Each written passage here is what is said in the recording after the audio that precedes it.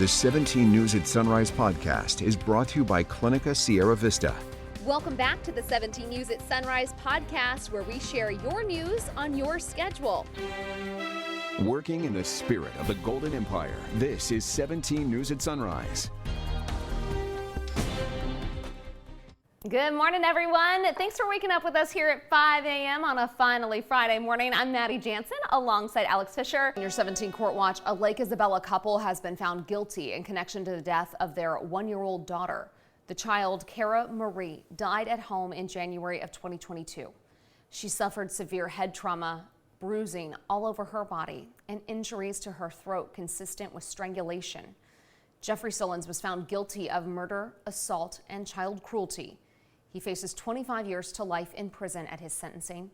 Prosecutors said the child's mother, Ashley Seffel, knew about the abuse but didn't get help. She was found not guilty of murder and instead convicted of involuntary manslaughter and child cruelty. She faces 7 years behind bars. 2 gang members convicted of shooting an innocent man will spend the rest of their lives in prison. It happened last year when detectives say 2 Eastside Crips gang members spotted a man driving through the Valley Plaza Mall parking lot and falsely believed he was a rival gang member. They chased the man in another car onto Highway 58, where they caught up to him and opened fire. That victim, 24-year-old Daniel Williams, crashed and died at the scene. The judge called it one of the most senseless cases of murder he has presided over. Tavian Wandick and Danelle King were sentenced yesterday to life behind bars without the possibility of parole. Your time now is 5:04, and Bakersfield police say officers found 31 guns along with narcotics at the home of a convicted felon. The discovery was made while officers were serving a warrant at the home of 35-year-old Matthew Little. He was prohibited from possessing firearms due to being a convicted felon. Little's 29-year-old brother was also arrested. The search for an inmate who walked away from a reentry program in Kern County is over this morning. The CDCR says 50-year-old Demetrius Branson was arrested just after 5:30 last night. He was taken to North Kern State Prison, and his case will be referred to the Kern County District Attorney for consideration of escape charges. Branson was admitted to the Male Community Reentry Program back in April after serving time for corporal injury, grand theft, and other charges. It is a voluntary program for incarcerated men who have approximately 1 year left to serve. It has now been 39 weeks since 2 Bakersfield police officers were involved in a deadly crash. It happened back in January in Lamont while officers were chasing a stolen pickup truck.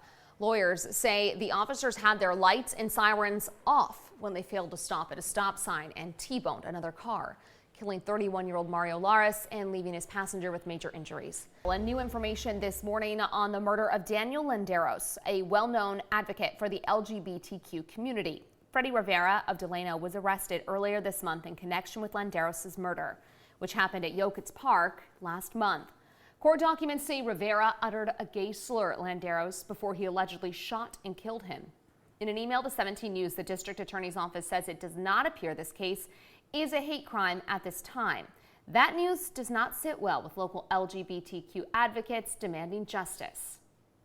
And so if we look at the facts, we follow those, and we ensure for the people that are out there watching and part of it, or maybe even part of this population, that someone is going to advocate on their behalf.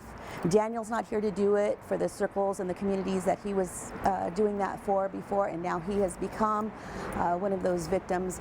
He deserves justice, and we ask our local DA to step up and to make that difference. DA Cynthia Zimmer says her office is still investigating the case, and a preliminary hearing for Freddie Rivera is set for December. Zimmer says prosecutors will possibly look again at the hate crime allegations against Rivera as the hearing draws closer. In education news, an agreement has been reached with Taft College and the U.S. Department of Education to ensure the college's compliance with Title IX. The department's Office of Civil Rights found the college failed to respond to repeated reports from a transgender student claiming they experienced daily harassment from college staff for more than a year. The agreement, reached yesterday, forces the college to take the steps needed to ensure non-discrimination on the basis of gender in all of its education programs. Here's a statement from Taft College saying in part, Staff are committed to fully implementing all steps of the resolution agreement.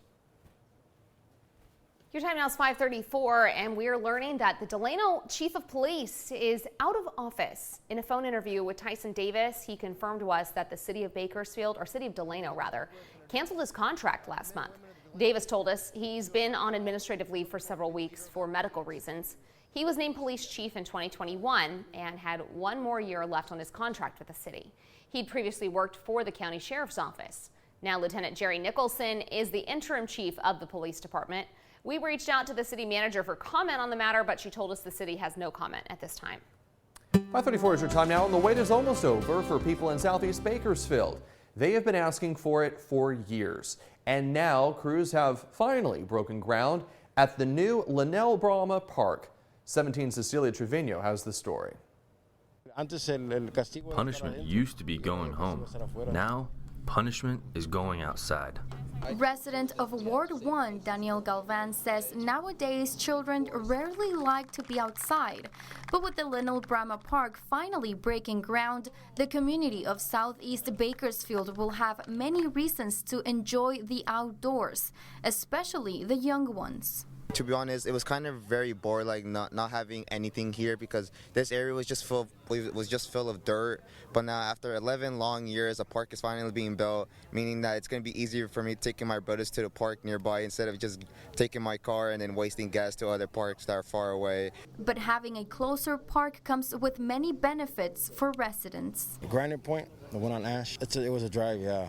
Whenever I take my little siblings to the park nearby in where Paula is, they will complain about their legs hurting so much, and sometimes whenever I forget water to bring with them, I would always have to go to a nearby store to buy water. And mental health also plays a part. With a mural joining the Linnell Brahma Park, artist Jesse Moreno says art helps mental health. In my opinion, I feel like art doesn't get as enough light as it should. I feel art is a super important thing for humanity, especially for the mental inspiration and even just like innovating and thinking of something outside the box. An initial survey was made around the community asking what they wanted the mural to include. With it, the artist included native components like poppies, paradise plant, the Kern River, and more. Cecilia Trevino, 17 News. The Linnell Brahma Park is just off Union Avenue in Panama Lane. It is scheduled to be complete by next summer. Pretty exciting. All right, it has been more than a week now, and the winner of that $1 billion PowerBall jackpot is still a mystery. The California Lottery tells us no one's come forward to claim the prize yet, but there's a good chance that new billionaire lives right here in Kern County. Someone bought the winning ticket at a liquor store in Frazier Park, and it's about 5 miles away from the freeway. We still do not know who won the ticket, but we will eventually find out. That's because California has a disclosure law. That means when the winning ticket holder does come forward, we'll find out that person's name. The House is expected to hold its next vote for Speaker later this morning. That is according to a spokesperson for Ohio Congressman Jim Jordan. All of this comes after Jordan backed the idea of temporarily empowering Speaker pro tempore Patrick McHenry to take on the Speaker's role until January. However, it appears that plan has stalled.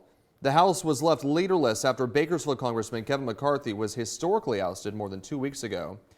Jordan has since failed to secure the votes needed to be Speaker in the 2 rounds of votes.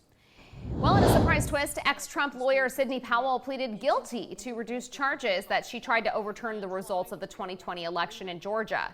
In the plea deal, Powell will serve 6 years probation, pay a $6,000 fine, and write an apology letter to Georgia and its residents. Powell was charged alongside former President Donald Trump and 17 others for violating the state's anti-racketeering law. As part of her deal with prosecutors, Powell has agreed to testify against her co-defendants. The 17 News at Sunrise podcast is a production of KGET and Nexstar Media Group. For more on all of the headlines in today's show, head to kget.com.